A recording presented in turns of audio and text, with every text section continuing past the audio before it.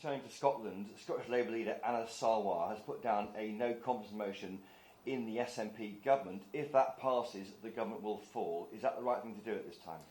Yes, we will back the motion of no confidence in Humza Yousaf, but we've gone further and tabled a motion of no confidence in the whole Scottish government.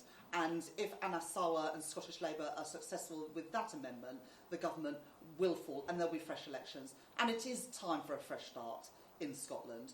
The chaos and division at the heart of the SNP is having a real impact on public services and the lives and communities across Scotland. And we now have two broken governments, the SNP in Scotland and the Conservatives in Westminster. It is time for fresh elections in Scotland and across the UK.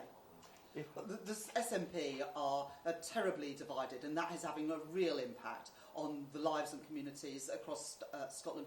We don't just want another leader of the SNP. We've already had two during this Parliament so far. What we need is a fresh set of elections so the people of Scotland can choose, not just SNP MSPs.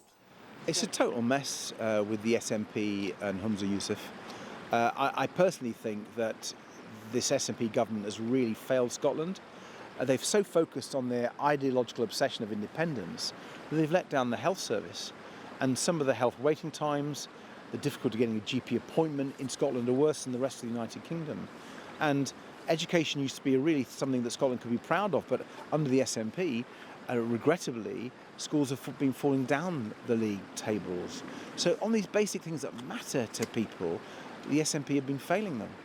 And so Liberal Democrats have been saying in Scotland, look, we need to focus on the NHS, we need to focus on our schools, the cost of living, the environment.